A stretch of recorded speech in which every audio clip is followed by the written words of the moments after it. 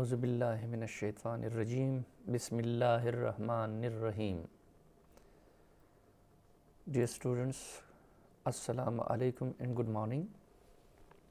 Hope you will be fine along with your families and will be waiting to rejoin us on 18th January. This is chapter 7 about oscillations. In today's lecture, we will discuss simple harmonic motion and circular motion. The velocity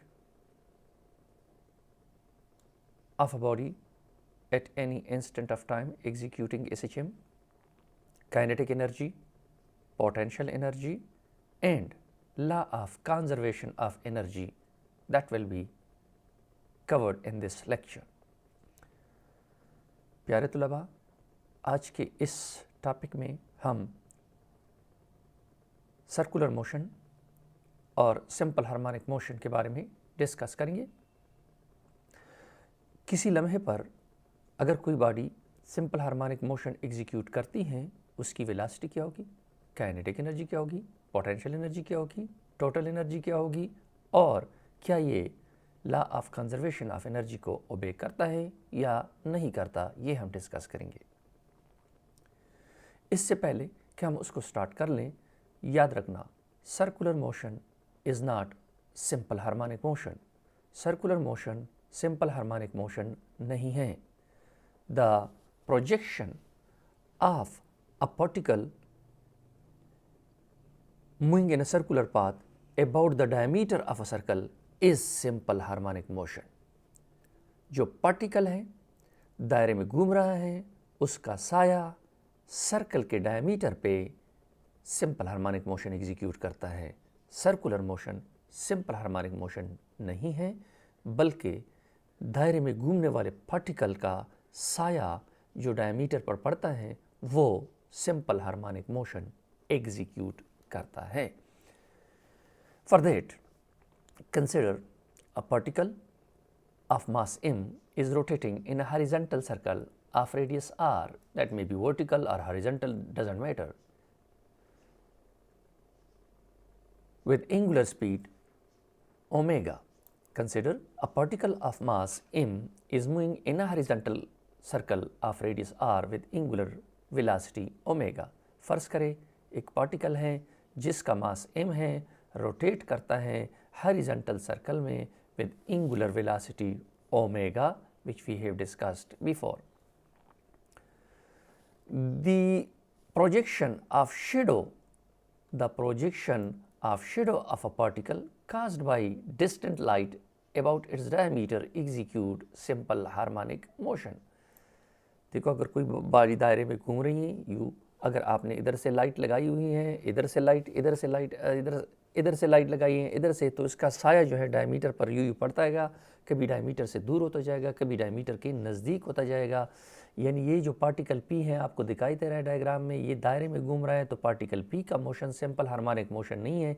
आप देख रहे हैं कि particle P का साया इधर गिर रहा है, पार्टिकल पी जब इधर होता है तो साया इधर गिर रहा है और इधर गिर रहा है, इस तरह यू गिर रहा है, जब वापस जाता है तो ये देखो फिर साया मीन पोजीशन की तरफ आता है और इसी तरह ये साया जो है डायमीटर पर सिंपल हार्मोनिक मोशन एग्जीक्यूट करता है. क्या करता है?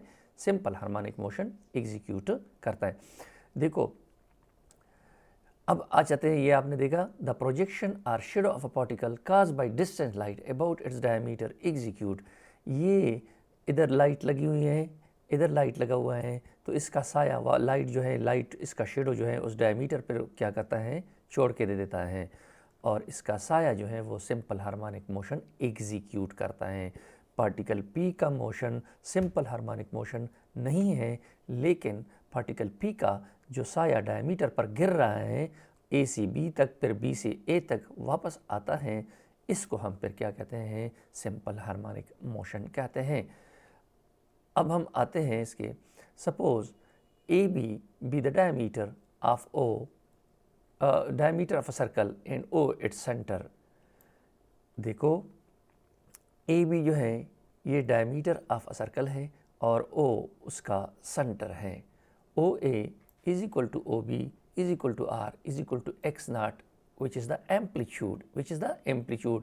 यहाँ पर देखो मीन पोजीशन ये होगा o से a तक मैक्सिमम डिस्प्लेसमेंट क्या है, x नॉट है या r है, जिसको हम एम्पलीट्यूड कहते हैं. क्या कहते हैं, एम्पलीट्यूड कहते हैं. That is the maximum. o भी एम्पलीट्यूड है, o a एम्पलीट्यूड है. is the amplitude or radius of a circle. When the body moves in a circle, its projection q vibrates along the diameter AB of a circle about mean position O. जब ये particle दायरे में घूम रहा है तो इसका साया इधर गिर रहा है, इधर गिर रहा है. जब इधर आ जाता है पार्टिकल तो इसका साया इधर गिर रहा है, डिस्प्लेसमेंट ज़ीरो हो जाता है. जब इधर हो जाता है तो डिस्प्लेसमेंट बढ़ना शुरू हो जाता है. देखो x ज़्यादा होना शुरू हो जाता है, x ज़्यादा होना शुरू हो जाता है. जब b पर पहुंच जाता है तो x मैक्सिमम हो जाता है. और जब इधर आता है तो लाइट की वजह से शेडो इधर पड़ती हैं, देखो इधर पड़ती हैं, फिर मीन पोजीशन की तरफ आते हैं, फिर मीन पोजीशन से दूर. ये देखो इसी तरह जो साया है ए बी पर क्या करता है, सिंपल हार्मोनिक मोशन करता है. क्या करता है, सिंपल हार्मोनिक मोशन करता है. So when the body moves in a circle its projection Q, that is the projection, this is the projection Q. This is you see P का साया जो इधर गिर रहा है ये डायमीटर पर, इसको हम क्या कहते हैं, प्रोजेक्शन क्यों कहते हैं. क्या कहते हैं, प्रोजेक्शन क्यों. When the body is at point P, its projection Q is at a distance x from mean position. ये देखो जब ये बॉडी P पर है तो ये मीन पोजीशन से यहाँ से लेकर यहाँ तक का फासला यानी O Q जो है वो x के बराबर है. O Q is equal to x. O Q is equal to x. अब देखो suppose AP is the centripetal acceleration of a body directed towards the mean position O. देखो AP बेसिकली क्या है, सेंट्रीपिटल एक्सेलरेशन है. किस चीज़ का, particle P का. I am talking now about the particle P. One is Q which is the projection, one is particle P. So particle P चूँकि दायरे में घूम रहा है तो उसकी एक्सेलरेशन जो है वो सेंट्रीपिटल एक्सेलरेशन होगी. सो सेंट्रीपिटल एक्सेलरेशन है तो इसके दो कंपोनेंट है. आपको मैंने कहा था कि वेक्टर को अच्छी तरह से सीख लो. ये देखो AP is directed towards the centre, तो AP के दो कंपोनेंट हैं. आप देखिए ये AP x हो जाएगा और ये AP y हो जाएगा. ये देखो AP x एलॉन्ग हॉरिजॉन्टल है, AP y परपेंडिकुलर है. तो चूंकि साया हॉरिजॉन्टली मूवमेंट करता है तो साये का एक्सेलरेशन, हम साये के एक्सेलरेशन में इंटरेस्टेड है, वो AP x होगी, वो AP x होगी. तो देखो AP के दो कंपोनेंट है, एक AP XY, AP AY, यानी acceleration along x axis, acceleration along y axis. जबकि आपने पढ़ा है सेंट्रीपिटल एक्सेलरेशन में where AP is equal to minus omega square x naught is equal to minus omega square r, minus omega square r. यह आपने पढ़ा हुआ है. नाउ चूंकि Q एलॉन्ग हॉरिजॉन्टल है तो हॉरिजॉन्टल एक्सेलरेशन क्या होगी, हम तो प्रोजेक्शन के एक्सेलरेशन में इंटरेस्टेड है, हम P के एक्सेलरेशन में इंटरेस्टेड नहीं है. So the acceleration of projection of particle P, that is Q is the acceleration of Q is, which is the projection of particle P. So A is equal to APX, APX will be equal to AP cos theta. Instead of AP we write minus omega square R, minus omega square R and cos theta. So that will be the acceleration, that will be the acceleration of the projection of particle P, that will be the acceleration of Q. So A is equal to, आपको पता है कि cos theta x by r के बराबर है. ये देखो triangle को देखो, राइट एंगल ट्राइंगल है, cos theta बेस बाई हाइपार्टिन्यूस, तो बेस x है और ये r है तो ये x by r आ जाएगा. cos theta will come out to be x by r, that is in triangle OPQ. So A is equal to minus omega square r cos theta. Instead of cos theta we will write x by r. So r will cancel, r cancel कर जाएंगे तो आपके पास minus omega square x आ जाएगा, minus omega square x, which is the equation for simple harmonic motion, जो कि simple harmonic motion का equation है, simple harmonic motion का इक्वेशन है. तो इससे ये साबित हो गया कि प्रोजेक्शन का जो मोशन है डायामीटर ऑफ अ सर्कल पे वो सिंपल हार्मोनिक मोशन एग्जीक्यूट करता है. Once again I say circular motion is not simple harmonic motion but its projection about diameter is SHM, simple harmonic. तो आपने देख लिया कि ये देखो a is proportional to -x, negative sign ये बताता है कि ये जो है एक्सेलरेशन हमेशा सेंटर की तरफ डायरेक्टेड होती है, जो कि क्या है, इसका बेसिक प्रिंसिपल है सिंपल हार्मोनिक मोशन का, कि बॉडी का एक्सेलरेशन डिस्प्लेसमेंट का डायरेक्टली प्रोपोर्शनल हो और हमेशा सेंटर या मीन पोजीशन की तरफ क्या हो, डायरेक्टेड हो। So this is the main theme of that simple harmonic motion. अब आ जाएं, हम कंपैरिजन आपको दिखा देते हैं। ये जो चीज़ हमने आपको अभी पढ़ाई, इसको ज़रा देख लो। ये पार्टिकल P दायरे में घूम रहा है। जब घूम रहा है तो इधर डिस्टेंस लाइट लगा हुआ है, इधर डिस्टेंस लाइट लगा हुआ है, तो उसका प्रोजेक्शन डायमीटर पे क्या करता है, ले जाता है। P इधर है तो प्रोजेक्शन इधर है, P इधर है तो प्रोजेक्शन इधर है, P इधर है प्रोजेक्शन इधर है, P इधर है प्रोजेक्शन, अब P इधर है तो प्रोजेक्शन इधर है, P इधर है प्रोजेक्शन इधर है, P इधर है प्रोजेक्शन इधर है। तो ये प्रोजेक्शन जो है ए बी पे क्या करता है, सिंपल हार्मोनिक मोशन एग्जीक्यूट करता है। तो सबसे पहले अगर ये मीन पोजीशन पर है, सपोज हम O से ले लेते हैं, O से, जब O से ले लेते हैं तो आप देखो ग्राफ में भी देख रहे हैं आपके पास, ये देखो ये ग्राफ जो है 0। अब ये देखो अगर ये इधर आ रहा है, P इधर आ रहा है, इधर आ रहा है, इधर आ रहा है, तो इसका साया क्या हो रहा है, बढ़ रहा है। देखो द डिस्प्लेसमेंट बढ़ रहा है। ये देखो ये आपके पास डिस्प्लेसमेंट +x है, ये -x है, ये O है, तो डिस्प्लेसमेंट बढ़ रहे हैं। और जब B पर पहुंच गया, देखो ये डिस्प्लेसमेंट मैक्सिमम हो जाएगा, at B displacement will become maximum. फिर क्या आ जाता है, फिर आते आते U आ जाएगा। फिर क्या हो जाता है, जब दोबारा वापस आता है O पे पहुंच जाता है, तो फिर क्या हो जाता है, डिस्प्लेसमेंट 0 हो जाता है।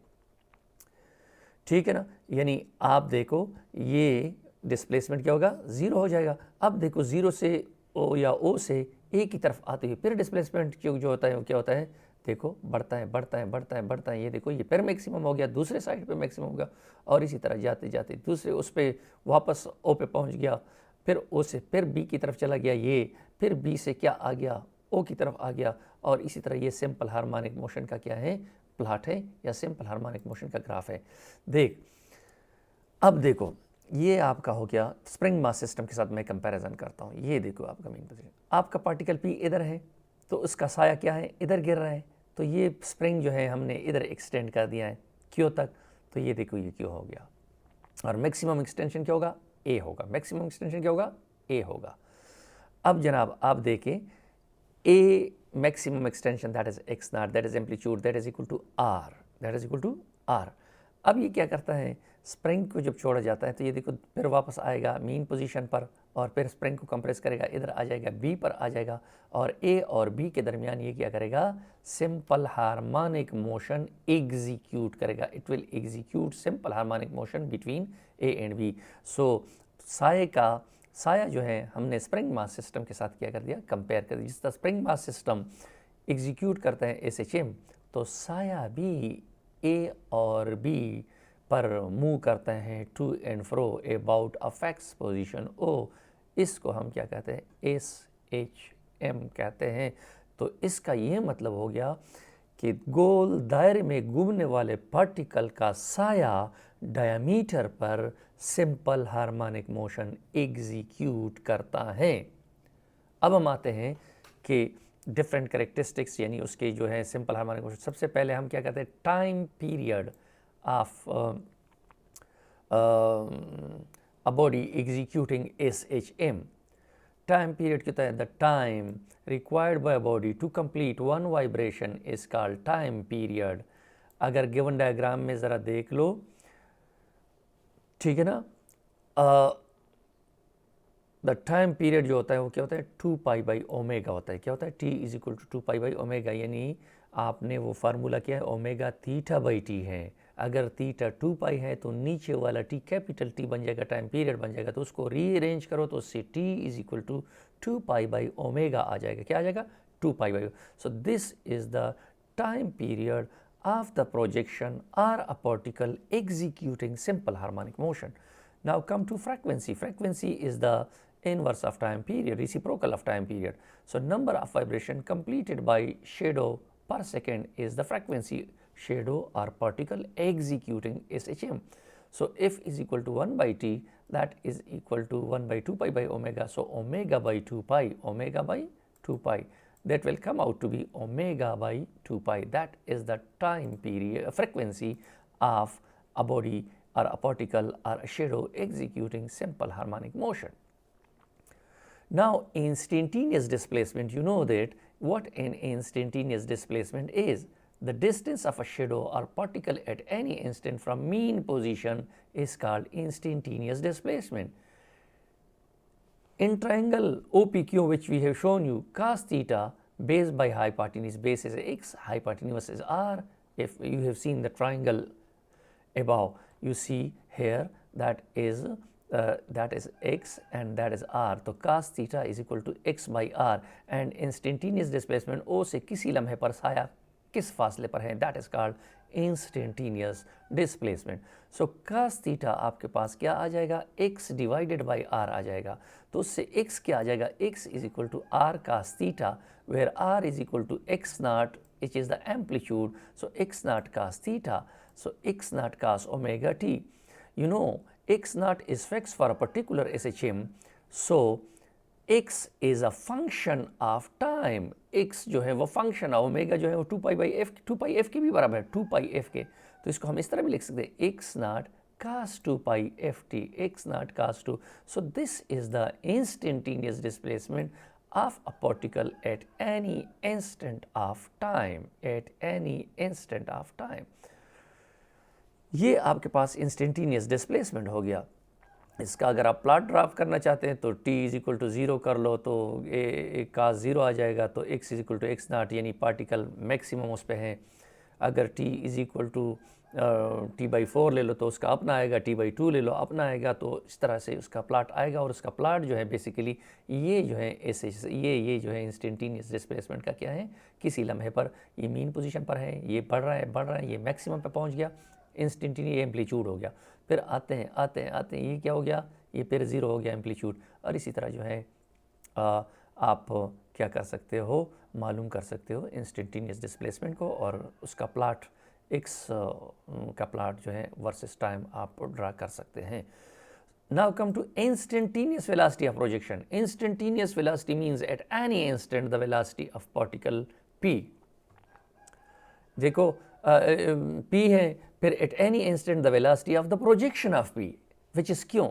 तो देखो instantaneous velocity of projection फिर बाद में हम निकालेंगे. सबसे पहले हम instantaneous velocity of the particle p, and we have done before vp is equal to r omega. इससे पहले के चैप्टर में हम पढ़ चुके हैं vp r omega या x naught omega के बराबर है. Now come here, you see that instantaneous, ये देखो that is tangent, velocity is tangent, and here you see that it is making an angle theta over here. So there are two component of velocity, one vx, one is vx, ये थोड़ा नीचे आ गया, ये vx है, और ये क्या है, ये वाला vy है, ये vy है. तो आप देखो ये प्रोजेक्शन तो हॉरिजॉन्टली मूव करता है, क्या करता है, हॉरिजॉन्टली मूव करता है. तो ये vy जो है ये प्रोजेक्शन की वेलोसिटी होगी, vy जो है प्रोजेक्शन की वेलोसिटी, vx नहीं होगी, vx तो यू है, दिखाई दे रहा है, कर्सर को आप देख रहे हैं, ये vx नहीं होगी. साया की वेलोसिटी, साया की वेलोसिटी vy होगी, क्योंकि साया हॉरिजॉन्टली मूव करता है अबाउट द डायमीटर. तो vy जो है ये हॉरिजॉन्टल कंपोनेंट आ रहा है इसका किसका, इंस्टेंटेनियस वेलोसिटी का, सो आप देख रहे हैं कि vp is equal to vpx plus vpy.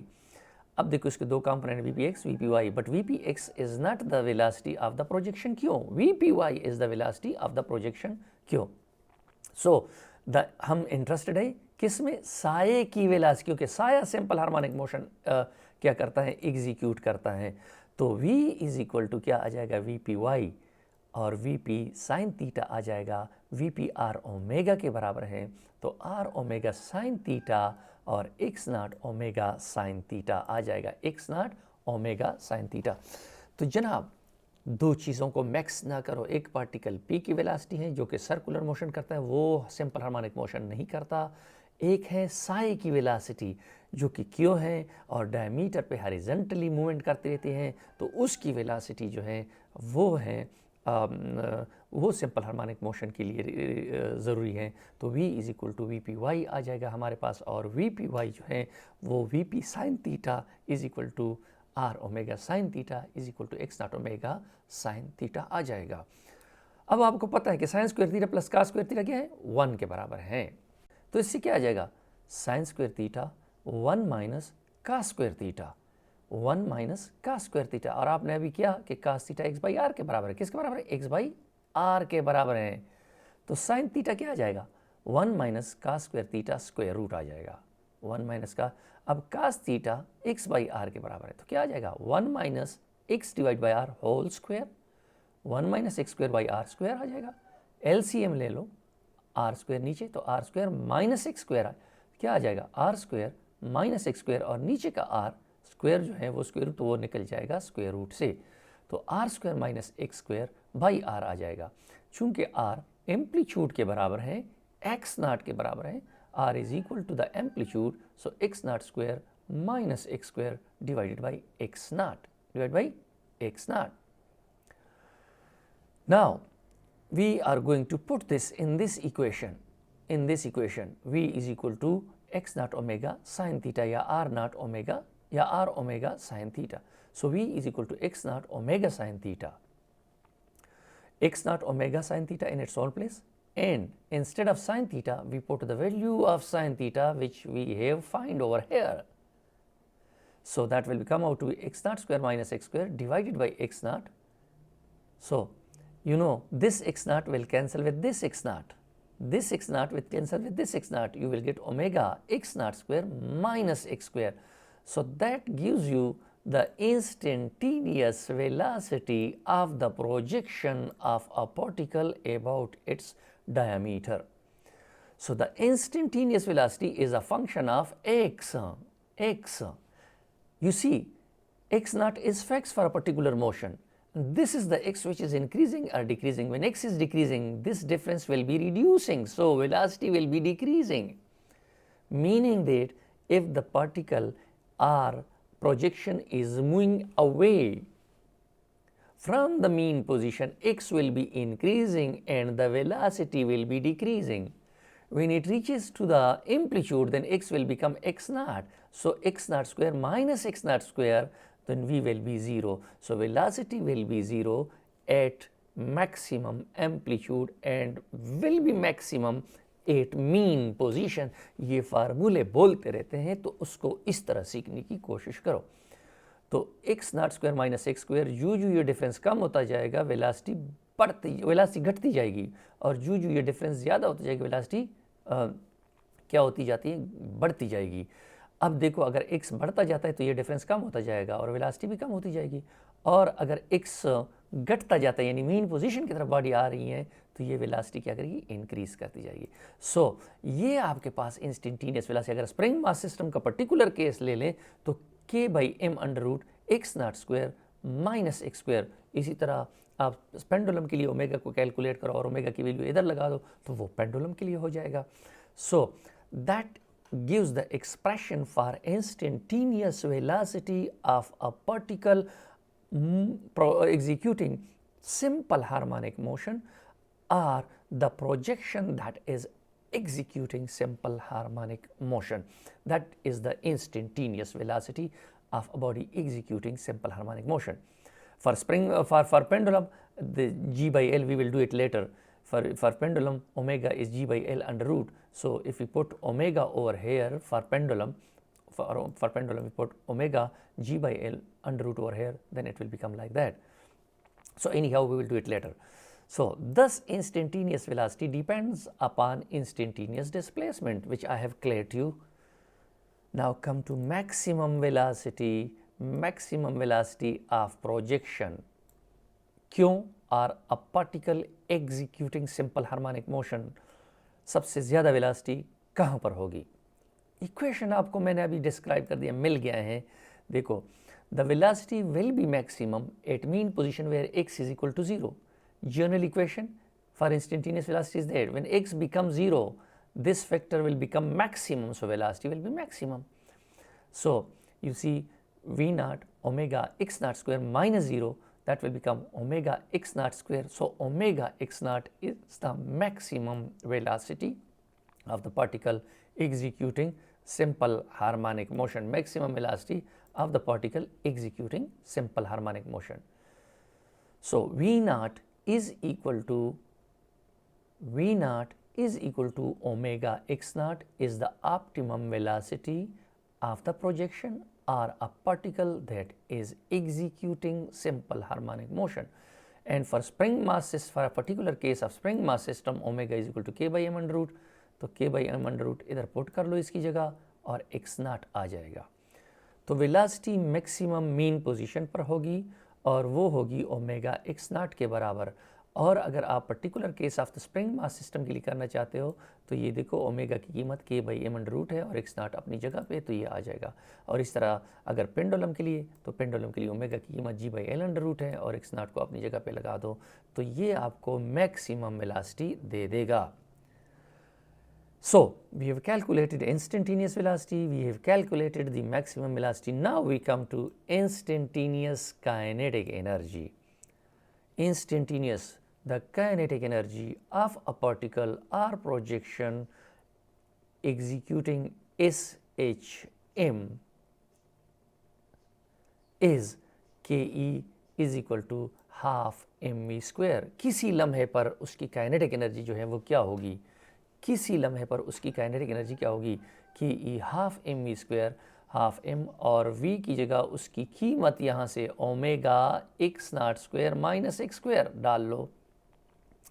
Omega x naught square whole square आ जाएगा, तो स्क्वायर रूट स्क्वायर के साथ उड़ जाएगा और ओमेगा के साथ स्क्वायर आ जाएगा। तो जनाब आपके पास काइनेटिक एनर्जी क्या आ जाएगा, हाफ एम को मल्टीप्लाई करो omega square x naught square minus half m omega square x square minus m omega square x square.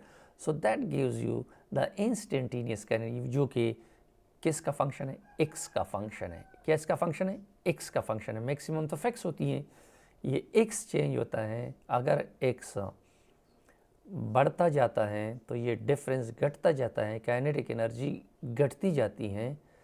और अगर x घटता जाता है, मीन पोजीशन की तरफ बॉडी आ रही है, तो काइनेटिक एनर्जी इंक्रीज करती है और मीन पोजीशन पर काइनेटिक एनर्जी पे सबसे मैक्सिमम। ये देखो इक्वेशंस को आप ज़रा देख। फिर आप स्प्रिंग मास सिस्टम के लिए ओमेगा की बजाय आप k by m under root whole square हो जाएगा, तो k बाई एम आ जाएगा, तो एम कट जाएगा, तो क्या आ जाएगा, half k x naught square. इसी तरह हाफ के एक्स स्क्वायर आ जाएगा, you will get half k x square. So kinetic energy at any instant for particular case of spring mass system, ये क्या आ जाएगा, half k x naught square minus half k x square, half k x naught square minus half k x square. Now the maximum kinetic energy, which I have cleared it from here, kinetic energy will be maximum at mean position where x is equal to 0, where x is equal to 0. So in this equation, if I put x is equal to 0, you say that k E naught is equal to half m v naught square. We have already calculated v naught. Either you put the value of v naught from here, यहाँ से put कर लो, या इसमें x को आप 0 ले लो, दोनों जवाब एक। तो half m omega x naught whole square, तो half m omega square x naught square. This is the maximum velocity, maximum kinetic energy, sorry, this is the maximum kinetic energy of a particle or projection of a body executing simple harmonic motion. So in case of spring mass system, if I specify it for spring mass system, that will be k E naught half k x naught square है, half k x omega की जगह उसकी value डाल लो, k by m under root है, तो k by under root का k by m under root का होल स्क्वायर ले लो, तो k बाई एम आ जाएगा, एम कैंसिल हो जाएगा और आपके पास है half k x naught square आ जाएगा। Now we are going to find out the instantaneous potential energy. Instantaneous potential energy देखो, elastic potential energy can be found from work done by a variable force. You know that here x is changing. When the x is changing, so the force will not be constant, it will be variable. So we take the average of minimum and maximum force, minimum and maximum force to calculate the work done. So the potential energy is equal to work done, and that is F average dot x, F average dot x. तो F average means minimum force 0 plus F maximum divided by 2 multiplied by x. तो 0 plus ma by 2 multiplied by x. 0 plus a is equal to omega square x. We know that m omega square x by 2. तो m multiplied by x, तो half m omega square x square, half m omega square x square is the instantaneous। तो जनाब आपके पास instantaneous elastic potential energy जो है वो क्या आ गया, half m omega square x square, जो कि हमने वर्क से कैलकुलेट किया। हमने कहा कि जितना हम वर्क करते हैं किसी बॉडी पे वो स्टोर होता है एज ए पोटेंशियल एनर्जी। अगर ये स्प्रिंग मास सिस्टम है तो as a elastic potential energy, अगर ये ग्रेविटी है तो as a gravitational potential energy. तो जनाब आपके पास क्या आएगा, half m omega square x square which is a function of x. अगर एक्स इंक्रीज़ करता है तो इलास्टिक पोटेंशियल एनर्जी भी इंक्रीज़ करती है, और अगर एक्स डिक्रीज़ करता है तो इलास्टिक पोटेंशियल एनर्जी भी डिक्रीज़ करती हैं। In terms of spring mass system, elastic instantaneous elastic potential energy is half k x square, half k x square, half k x square. Now when the potential energy be maximum, elastic potential energy will be maximum at amplitude when x is equal to x naught, when x is equal to x naught. जब mean position से फासला सबसे ज़्यादा हो जाएगा तो elastic potential energy क्या हो जाएगी, मैक्सिमम हो जाएगी. So here this is the elastic potential energy, this is the elastic potential, maximum elastic potential energy. So that gives you the maximum elastic potential energy, maximum elastic potential energy which we named is PO या P0 कर दो या PE max कर दो, जो आपका दिल करता है उस तरह आप कर लो, ठीक है ना. So the maximum elastic potential energy is it extreme. So PO naught is equal to half m omega square x naught square. For particular case of spring mass system, that will be half k x naught square. Come to the total instantaneous energy of mass. Now what will be the total energy? Total energy is basically the sum of kinetic energy plus potential energy. Sum of kinetic energy plus potential energy. तो instantaneous kinetic energy which we have calculated is that one. देखो, instead of kinetic energy we put this, or instead of potential energy we put this. At any instant what will be the total energy? So this term and this term, these n terms, two n terms will cancel each other. ये देखो, one is plus and the other is minus, so they will cancel out and we will get half m omega square x naught square. It is equal to half k x naught square, half k x naught square. So the total energy will be the same, is the kinetic energy at maximum and potential energy at extremes. तो ये आपने देखा कि total energy जो होता है वो sum of kinetic energy plus potential. Kinetic energy आपने ऊपर कैलकुलेट की है, पोटेंशियल एनर्जी आपने ऊपर कैलकुलेट की है, तो दोनों को आप ऐड करो तो उससे क्या आ जाएगा, half m omega square x naught square या half k x naught square for spring mass system, ये आ जाएगा. अब क्या ये motion, simple harmonic motion execute करता है? क्या ये जो साया है या बॉडी है, simple harmonic motion law of conservation of energy को क्या करता है, ओबे करता है कि नहीं करता? सारी, क्या ये जो सिंपल हार्मोनिक मोशन है पार्टिकल करता है या साया करता है, क्या ये law of conservation of energy के साथ कंसिस्टेंट है कि नहीं है? तो ज़रा देख लो, energy conservation, the total energy at extreme will be, extreme पे अगर हम टोटल एनर्जी देखने चाहें तो E extreme kinetic energy extreme plus potential energy at extreme. So extreme पे काइनेटिक एनर्जी क्या होती है, ज़ीरो होती हैं, बिकॉज एक्स नॉट के बराबर होता है. तो आपने ऊपर किया हुआ है, आपने ऊपर किया हुआ है कि एक्सट्रीम पे स्प्रिंग रुक जाता है फिर वापस आता है, एक्सट्रीम पे साया रुक जाता है फिर रिटर्न करता है अपना मोशन दोबारा.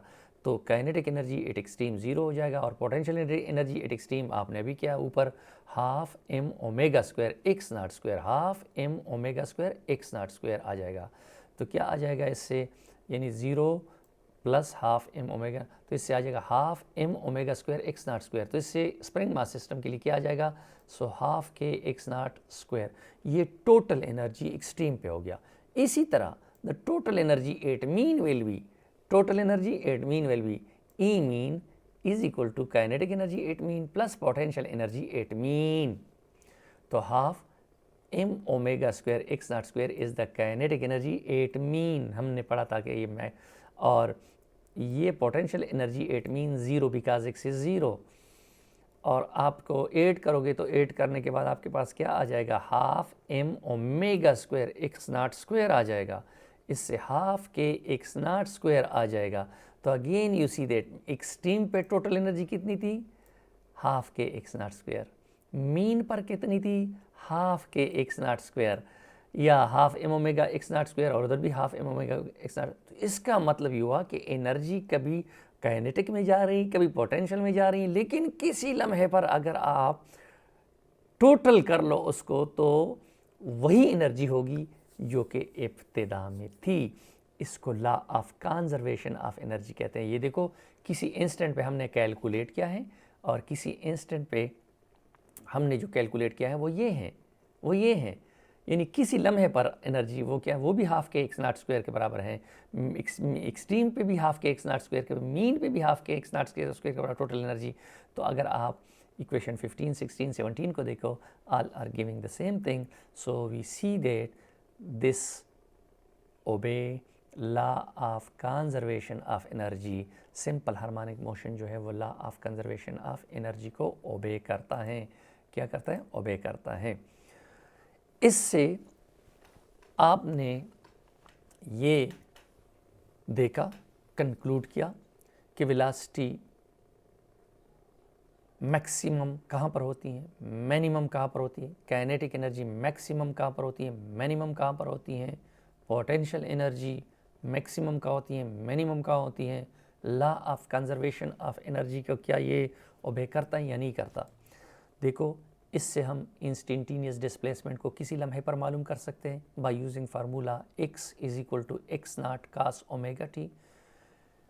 अब देखो इससे हम ये यहाँ पर पहुँच गए कि वेलोसिटी जो है मीन पर सबसे ज़्यादा होगी, काइनेटिक एनर्जी मीन पोजीशन पर सबसे ज़्यादा होगी, जबकि एक्सट्रीम पे वेलोसिटी ज़ीरो होगी, काइनेटिक एनर्जी क्या होगी, ज़ीरो होगी। इसी तरह एक्सेलरेशन एक्सट्रीम पे मैक्सिमम होगी, मीन पे एक्सेलरेशन क्या होगी, ज़ीरो होगी। पोटेंशियल एनर्जी मीन पे ज़ीरो होगी और एक्सट्रीम पे मैक्सिमम होगी। एक्सट्रीम पे क्या होगी, मैक्सिमम होगी। ये आपके पास जो था, आपने जो थोड़े करेक्टरिस्टिक वगैरह उसके पढ़ लिए, इसके बारे में इंफॉर्मेशन थी। अब हम आते हैं सर्कुलर कुछ एमसीक्यूज़ के बाद। Circular motion is SHM, not SHM, may be SHM। So circular motion is not simple harmonic motion, not simple harmonic motion, it is other type of motion. You know that we say that there are type of motion, vibratory motion, circular motion, so they are different. So SHM is vibratory motion, it is different from the circular motion, so it is not. Next पे आ जाओ, the instantaneous displacement of particle executing SHM is x is equal to 20 cos 30t. The amplitude of angular frequency and linear frequency of motion are the amplitude, angular frequency and linear frequency of motion are। ये देखो किसी लम्हे पर displacement 20 cos 30t के बराबर है, तो कहते हैं कि आप इसका एम्पलीट्यूड क्या होगा, एंगुलर फ्रिक्वेंसी होगी, और लीनियर फ्रिक्वेंसी जो है वो क्या होगी, वो क्या होगी। इसको आप क्या कर लो, फाइंड आउट कर लो, यू फाइंड आउट। देखो आपके पास जो रिलेशन आया था x is equal to x naught cos theta था, तो cos x naught cos omega t x naught 2 pi f t. अब इसको इसके साथ, यानी इसको ये जो आपको दिया हुआ है इसको आप इसके साथ कंपेयर कर लो। किसके साथ कंपेयर कर लो, इसके साथ कंपेयर कर लो। तो देखिए एक्स नॉट की जगह ये 20 है, यहाँ पर एक्स नॉट है, तो एक्स नॉट तो 20 हो गया, एक्स नॉट क्या हो गया, 20 हो गया, एक्स नॉट क्या हो गया, 20 हो गया। अब देखो ये ओमेगा टी है, तो ओमेगा की जगह यहाँ पर 30 आ गया है, ओमेगा की जगह 30 आ गया है, तो ओमेगा 30 रेडियन पर सेकेंड हो गया। और देखो ये देखो ये 2 पाई एफ टी है ना, तो 2 पाई एफ टी की जगह 30 टी आ गया है, 2 pi f T T cut जाएगा, तो 2 pi F is equal to 30 आ जाएगा, 2 पाई एफ क्या आ जाएगा, 30 आ जाएगा। ये देखो सारे, तो 2 पाई एफ टी देखो 30, तो टी कट जाएगा, 2 pi F is equal to 30 आ जाएगा। अब जब 2 पाई एफ 30 आ जाएगा तो उसको आप रीअरेंज कर लो, इससे फ्रिक्वेंसी 15 बाई पाई आ जाएगी, 15 बाई पाई हर्ट्ज आ जाएगी। So this A will be your correct option. तो ये देखो कंपैरिजन ऑफ इक्वेशन से मैंने सिंपली आपको करवा के दे दिया। So this is the option A which is correct. अच्छा जी, अब नेक्स्ट पे आ जाओ। The maximum speed of spring mass system is v, the instantaneous speed at the mid point of mean and extreme will be. किसी particle का जो maximum speed है या मास का जो स्प्रिंग मास वी है, पार्टिकल का जो मास स्प्रिंग के साथ अटैच है, तो कहते हैं कि इसकी इंस्टेंटेनियस वे स्पीड जो है mid way between extreme and mean. Mid way between extreme का मतलब ये हो गया कि x is equal to x naught divided by two, x is equal to x naught divided by two. तो आप ज़रा देख लो, हमारे पास फार्मूला है v is equal to omega x naught square minus x square. तो एक्स नाट स्क्वायर तो अपनी जगह पे है, एक्स की जगह एक्स नाट बाई टू आ जाएगा। क्या आ जाएगा? X naught by two whole square आ जाएगा, x naught by two whole square आ जाएगा एक्स स्क्वायर की जगह। तो वो क्या आ जाएगा? X naught square divided by 4। So LCM ले लो तो उससे क्या आ जाएगा? सारी इससे थोड़ी सी गलती हो गई है, ये देखो, ये आ जाएगा 3x नाट स्क्वायर, ये आ जाएगा आपके पास क्या? 3x naught square, 3x naught square divided by 4 आ जाएगा। क्या आ जाएगा? 3x नाट स्क्वायर बाई 4 आ जाएगा। तो इससे आपके पास क्या आ जाएगा? इससे आपके पास अंडर रूट क्या आ जाएगा? 3, अंडर रूट 3। इसको करेक्ट कर लो, इससे क्या आ जाएगा? अंडर रूट 3 आ जाएगा। Under root 3 x naught by 2 आ जाएगा। क्या आ जाएगा? Under root x3। ये देखो आपके पास क्या आ जाएगा? अंडर रूट 3, ये आ जाएगा आपके पास एक्स नाट डिवाइडेड बाई 2 आ जाएगा। तो इससे क्या आ जाएगा? अंडर रूट 3 बाई 2 वी आ जाएगा। क्या? क्योंकि ओमेगा एक्स नाट जो है वो क्या है? वी के बराबर है। किसके बराबर है? वी के बराबर है। तो इससे आपके पास क्या आ जाएगा? ये जनाब आपके पास आ जाएगा अंडर रूट 3 वी आ जाएगा divided by 2, under root 3 v divided by 2 आ जाएगा। So the option will be under root 3 v divided by 2 आ जाएगा। ऑप्शन क्या आ जाएगा आपके पास? Under root 3 divided by v आ जाएगा। सो दैट विल बी द करेक्ट ऑप्शन। Now come to another one. The acceleration of spring mass system at midway between two extreme is, the acceleration of spring mass system midway between two extreme is, midway between two extreme is, two extreme का midway जो होता है वो basically mean position होता है, और mean position पर acceleration क्या होती हैं? वो ज़ीरो या मिनिमम होती हैं। तो बी एंड सी जो मोर अप्रोप्रिएट आंसर है, वो B and C both are correct, but the more appropriate answer which is containing both B and C, that is more appropriate. So x is equal to 0 at mean position, acceleration will be minimum or 0 at mean position. So that should be your answer. Now come to the frequency of spring mass system is if the spring is cut into 3 equal parts and the same mass is attached, then the frequency becomes, spring mass system की frequency f है। अगर spring को 3 बराबर हिस्सों में काट दिया जाए और वही मास उसके साथ लटका दिया जाए तो उसकी फ्रीक्वेंसी क्या हो जाएगी?